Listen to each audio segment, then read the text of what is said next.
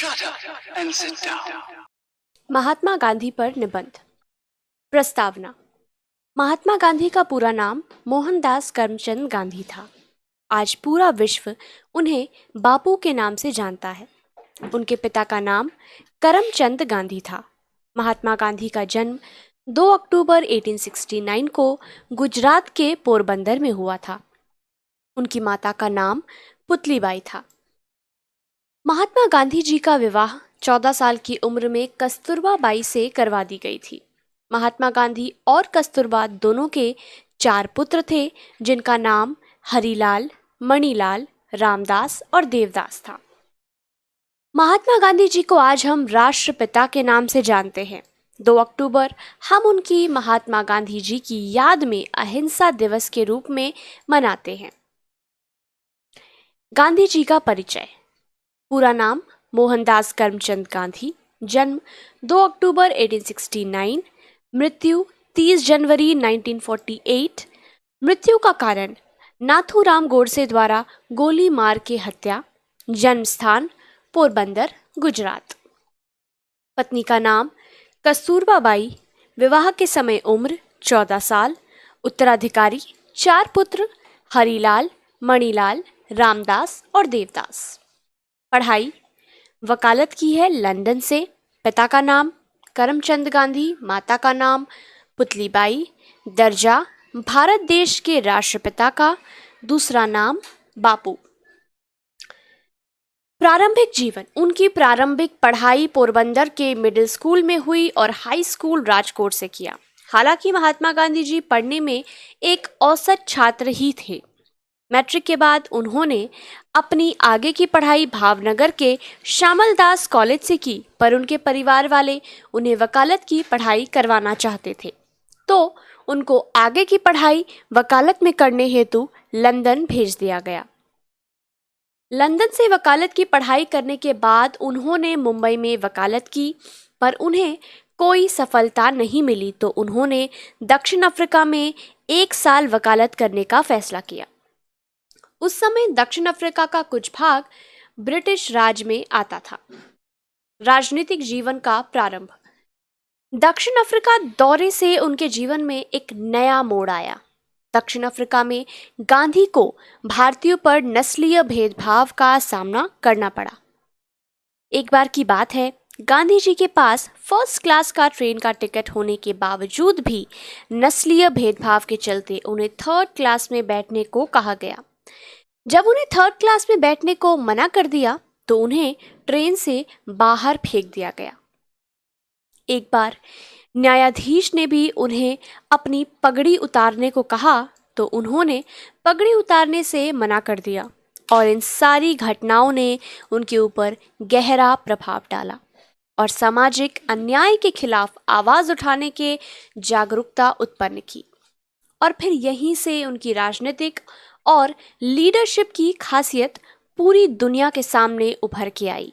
उन्होंने दक्षिण अफ्रीका में नस्लीय भेदभाव के खिलाफ के आंदोलन किए।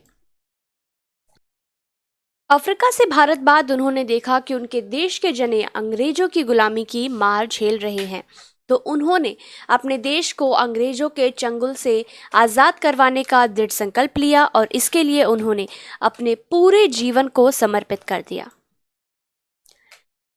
गांधी जी अपनी सादगी भरी जिंदगी और उच्च विचारों के चलते उनका लोगों पे एक अलग सा जादुई प्रभाव रहता था। वह हमेशा अहिंसा के मार्ग पर चलते थे। भारत में महात्मा गांधी द्वारा चलाए गए आंदोलन। गांधी जी ने भारत में रहकर अपने भारत देश को आजाद करने के लिए कई आंदोलन और सत्याग्रह किए, जो कि निम्नलिखित है। पहला, चंपारण और खेड़ा आंदोलन। यह गांधी जी का प्रथम आंदोलन था, जिसमें उन्होंने जमींदारों द्वारा किसानों पर हो रहे अत्याचारों के खिलाफ कई आंदोलन किए और कई रैलियां निकाली, ताकि किसानों को नील की खेती का उचित दाम मिल सके। उन्होंने गांव में सफाई को बढ़ावा दिया, गांवों में अस्पताल बनवाए, नई स्कूलें बनवाए। वहां के आंदोलन के चलते एक बार पुलिस ने उनको जेल में डाल दिया, तो लोगों ने भारी भरकम संख्या में सरकारी दफ्तरों के बाहर रैलियां निकाली और गांधी जी को बिना किसी शर्तों पर रिहा करने की मांग रखी। दूसरा, असहयोग आंदोलन। दिन ब दिन अंग्रेजों का अत्याचार लोगों पे बढ़ता जा रहा था और इसी बीच जनरल डायर ने पंजाब के जलियांवाला बाग में गोलियां चलवाकर कई सैकड़ों लोगों का नरसंहार कर दिया। इस घटना ने गांधी जी को गहरा आघात पहुंचाया और उन्होंने ठान लिया कि अब इस भारत देश को अंग्रेजों की क्रूर दमनकारी हिंसा से आजाद करवाना पड़ेगा। उन्होंने देश के सभी लोगों से आग्रह किया कि वो ज्यादा से ज्यादा स्वदेशी वस्तुओं का इस्तेमाल करें और विदेशी वस्तुओं का बहिष्कार करें। इस आंदोलन में खादी पहनने पर जोर दिया गया, जो कि स्वदेशी थी। महात्मा गांधी जी का यह आंदोलन अहिंसा रूपी नीतियों से प्रभावित था, लेकिन इस आंदोलन ने धीरे धीरे उग्र रूप धारण करना शुरू कर दिया और देश में चोरा चोरी कांड जैसी घटनाएं घटने लगी, जिससे गांधी जी ने असहयोग आंदोलन वापस ले लिया। लेकिन गांधी जी को इस आंदोलन के लिए दमनकारी अंग्रेजी सरकार ने पकड़ लिया और 6 साल की सजा सुनाई। तीसरा, नमक सत्याग्रह। मार्च 1930 में नमक पर लगाए गए कर के विरोध में महात्मा गांधी जी ने नमक आंदोलन चलाया, जिसमें उन्होंने 12 मार्च से 6 अप्रैल तक गुजरात के अहमदाबाद से दांडी तक 400 किलोमीटर तक की यात्रा की, ताकि वो खुद समुद्र से नमक बना सके। इस आंदोलन में लोगों ने बढ़ चढ़कर भाग लिया। दलित आंदोलन। दलित आंदोलन महात्मा गांधी जी द्वारा किया गया था, जिसमें दलितों को समान अधिकार देने पे जोर दिया गया। इसके लिए महात्मा गांधी जी ने 6 दिन का अनशन रखा। उन्होंने दलितों को हरिजन बताया, जिसका मतलब होता है भगवान की संतानें। गांधी जी ने यह आंदोलन भारत बढ़ रहे छुआछूत की समस्या को समाप्त करने के लिए किया था। हरिजन आंदोलन में गांधी जी मदद करने के लिए 8 मई 1933 को 21 दिन तक चलने वाला उपवास रखा। उस समय देश दलितों पर प्रतिबंध लगा हुआ था और भारत की अंग्रेजों में छुआछूत एक प्रमुख बाधा थी, जो लोगों में बड़े स्तर पर एक साथ लाने में कठिनाइयां उत्पन्न कर रही थी। भारत छोड़ो आंदोलन। जब द्वितीय विश्व युद्ध चल रहा था तो गांधी जी ने अंग्रेजों का साथ देने हेतु अपने भारत के लोगों को भेजने का फैसला लिया, परंतु कई कांग्रेस के कार्यकर्ताओं द्वारा इस फैसले का विरोध किया गया, क्योंकि यह एक तरफा फैसला था। गांधी जी ने इस विरोध को देखते हुए अंग्रेजी सरकार के सामने यह भारत छोड़ो का प्रस्ताव रखा और इस प्रस्ताव में कहा गया कि अगर वो भारत छोड़ने के प्रस्ताव से सहमत है, तभी वो उनके दूसरे विश्व युद्ध में सहायता करेंगे। गांधी जी ने इन सारे प्रयासों से भारत को 15 अगस्त 1947 को स्वतंत्रता दिलवाई। भारत का विभाजन और स्वतंत्रता में महात्मा गांधी का योगदान। एक समय ऐसा था कि हिंदू मुस्लिम लड़ाइयां बढ़ती ही जा रही थी और उग्र रूप धारण कर रही थी। तो इसी बीच ब्रिटिश सरकार ने देश का विभाजन का प्रस्ताव रखा, जिसे महात्मा गांधी जी ने ठुकरा दिया। कांग्रेस के सभी लोगों को पता था कि गांधी जी विभाजन की बात को सहमति नहीं देंगे, लेकिन सरदार पटेल के सहयोग और गांधी जी के करीबी लोगों के द्वारा बहुत समझाए जाने पर उन्होंने मजबूरन अपनी सहमति प्रदान कर दी थी।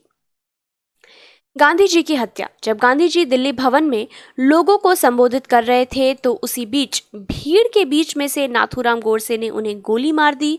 उनके मुंह से निकले आखिरी शब्द हे राम थे, जो कि उनके स्मारक पर भी लिखा गया है। आइंस्टाइन का गांधी को लेकर टिप्पणी।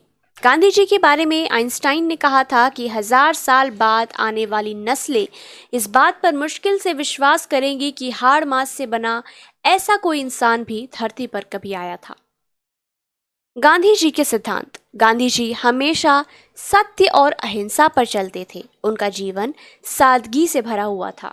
वो शुद्ध शाकाहारी भोजन करते थे और वो दूसरों को भी सत्य और अहिंसा पर चलने को प्रेरित करते थे। हमेशा स्वदेशी वस्तुओं के प्रयोग पर बल देते थे। उनका लगाव खादी से बहुत था और वो हमेशा खादी से बने वस्त्र पहनते थे। महात्मा गांधी जी के 3 कथन बहुत ही प्रचलित है, जो कि न कभी बुरा बोलो, ना कभी बुरा सुनो और ना कभी भी गलत होते हुए देखो। उपसंहार। गांधी जी के जीवन से हमें यह सीख मिलती है कि हमें हमेशा सत्य और अहिंसा के रास्ते पर चलना चाहिए, चाहे जिंदगी में कितनी भी बड़ी समस्या क्यों ना आए। कभी घबरा के पीछे नहीं हटना चाहिए, उस समस्या का डट के सामना करना चाहिए। हमें लोगों को अपने साथ में लेकर आगे बढ़ना चाहिए। कभी भी जाति धर्म के नाम पर लोगों में फूट नहीं डालनी चाहिए और अगर ऐसा होता दिखे तो उसका विरोध करना चाहिए। हमेशा अपने हक के लिए लड़ना चाहिए, कभी झूठ के रास्ते पर नहीं चलना चाहिए। हमेशा लोगों के भले के लिए सोचना चाहिए, जैसा कि गांधी जी सोचते थे।